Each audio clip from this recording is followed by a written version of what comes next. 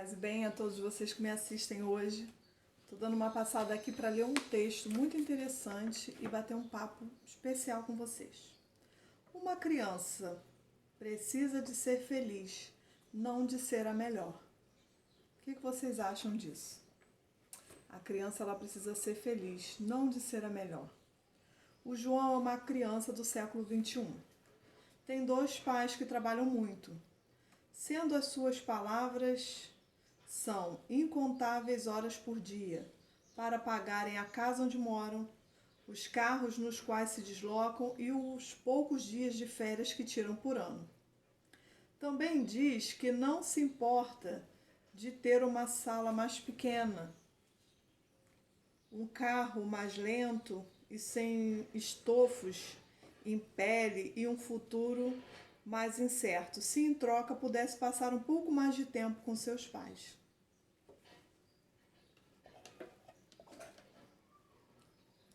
Mas não como os seus pais de agora, cansados, estressados, preocupados e inacessíveis, e sim com os pais de antigamente, atenciosos, dispostos, risonhos, carinhosos e coerentes.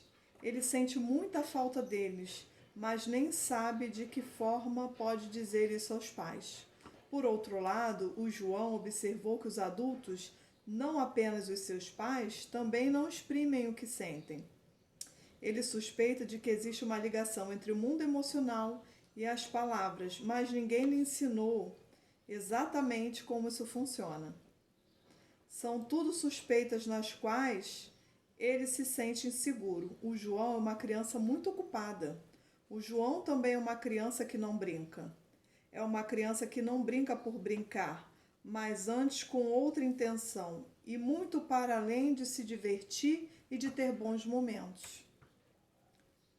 Sabe quando a gente brincava de queimada? Pois é.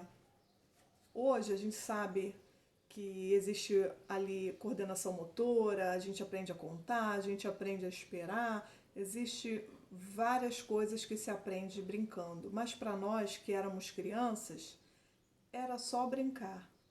Hoje as crianças não brincam por brincar.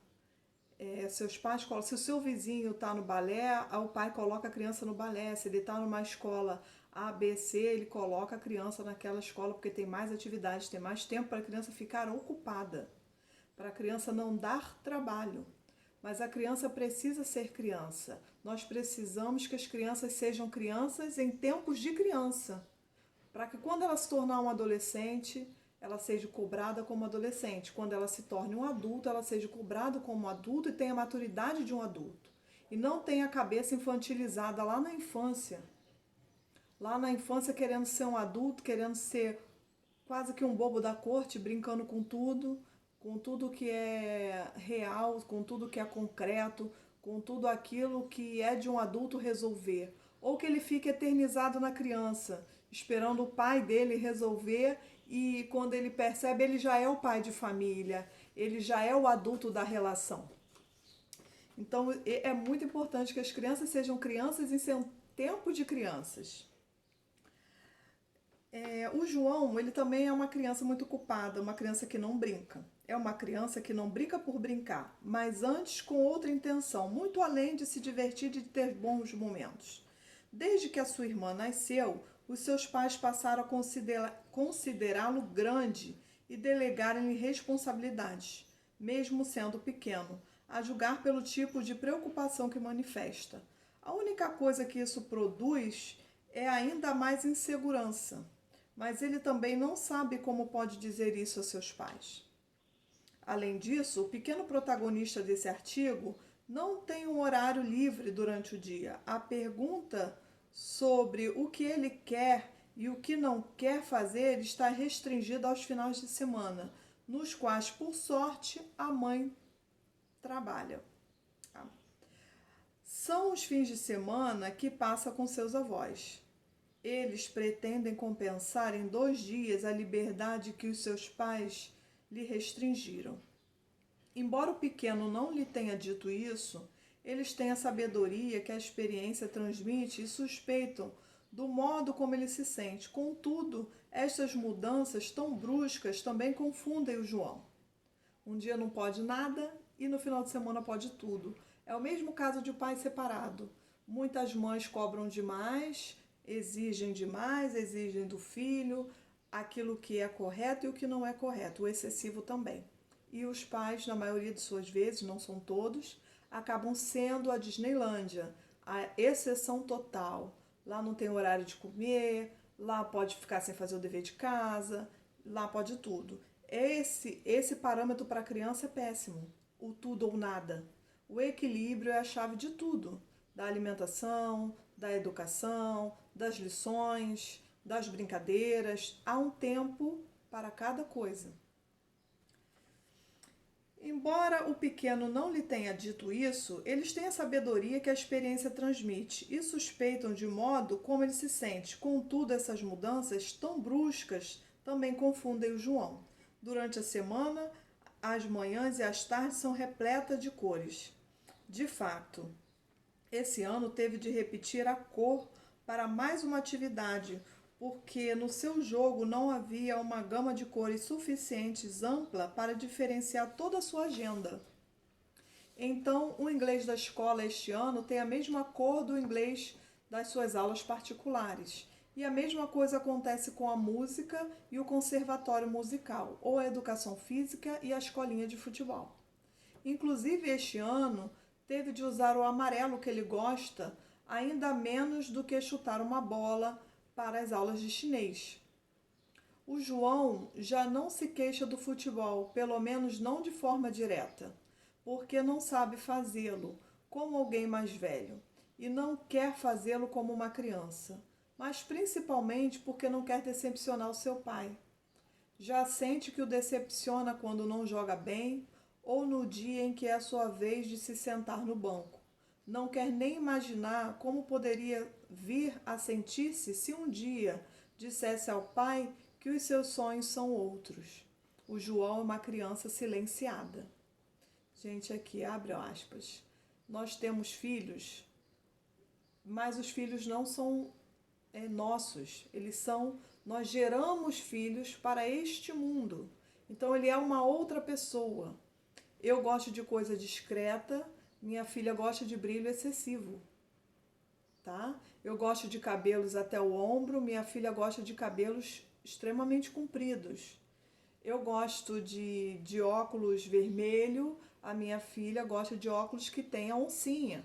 Nós temos que respeitar aquele outro ser, mesmo aquele outro ser sendo menor que nós, mesmo esse outro ser que tenha sido orientado por nós, né, constantemente, nós geramos neles algo de concreto, que esse algo seja ética, caráter, alguns gostos que são adquiridos na nossa infância, né? Eu como coisas hoje que eu aprendi com a minha avó paterna que convivi muito pouco, que era nordestina.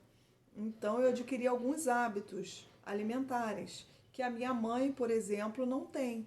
Isso se adquire, mas aquele serzinho, aquela criança, não é nosso fantoche. Que eu gosto de andar todo arrumadinho e ela também tem que fazer isso. As crianças, quando é bebê, a gente brinca, né? Eu tenho uma filha única, por exemplo. Então, minha filha era uma boneca, eu botava aquela roupinha de flu-flu, um lacinho, e era encantador brincar com aquele bebê. Mas aí o bebê vai crescendo. Depois de 2 anos, ele começa a saber quem ele é, o que ele gosta, e começa a te dar sinais. Isso não quer dizer que você vai permitir que uma criança saia no frio de short ou sem casaco, porque você sabe que aquilo vai ter o retorno, vai pegar um sereno, vai chegar em casa doente e você vai ter que procurar um médico, né? Mas você vai aprendendo que a criança tem um gosto diferente do seu, e isso a gente vai trabalhando, é um equilíbrio. Hoje eu faço o exercício ensinando ela a se vestir. Ela procura dentro do gosto dela a roupa que ela gosta e eu vou só lapidando. Isso, minha filha, não combina com isso. Esse sapato é um sapato social. Não é legal para você ir na pracinha.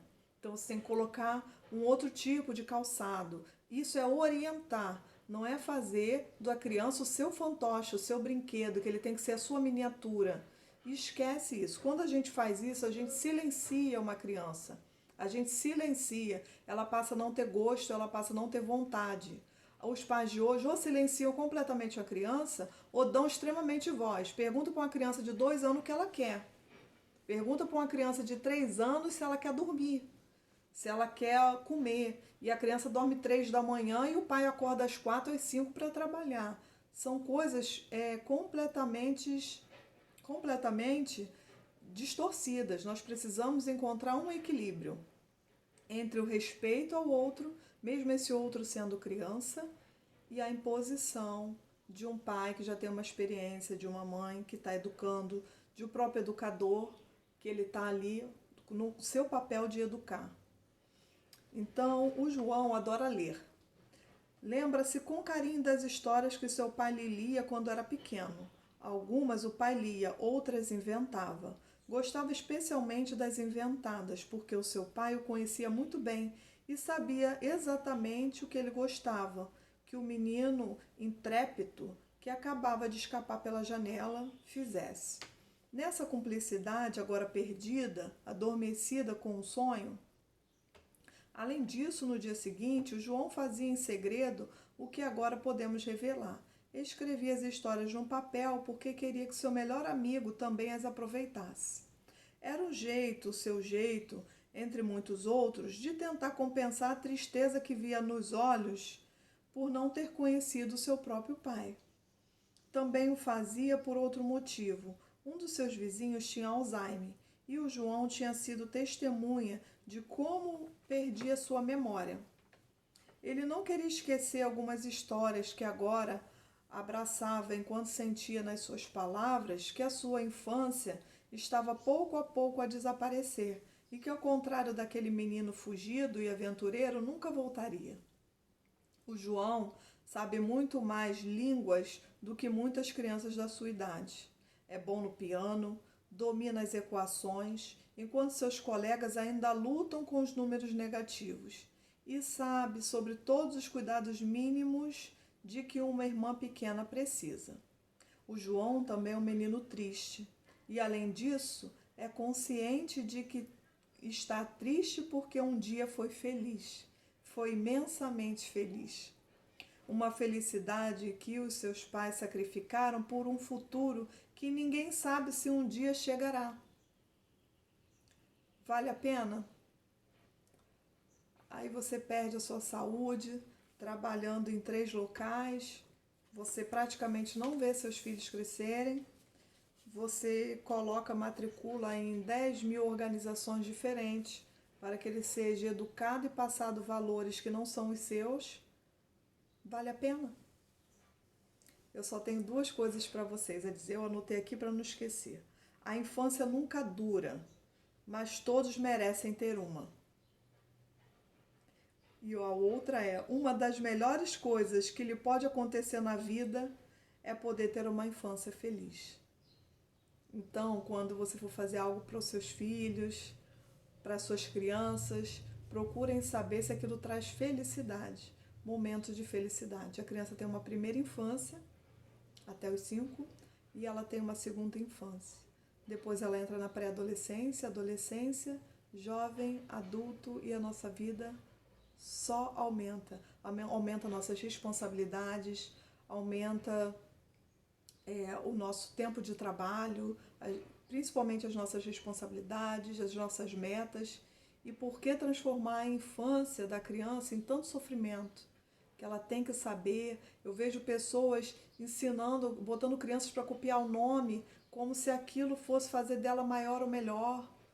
E o que principalmente ela precisaria estar ali trabalhando entre as suas brincadeiras, trabalhando a sua criatividade. Temos tantos profissionais hoje que, se der 2 problemas, ele inventa o terceiro e não resolve nenhum, porque não são criativos, não são dispostos a trabalhar, a ter felicidade naquilo que faz, a serem apaixonados por aquilo que fazem. E por que nós vamos fazer isso com as nossas crianças, principalmente na infância? Deixe a sua criança ser feliz. Proporcione a ela momentos, não é brincar o dia inteiro, mas proporcione momentos de felicidade. São esses momentos que vão ficar marcados na vida das crianças, tá bom? Obrigada pelo papo de hoje. Fiquem em paz.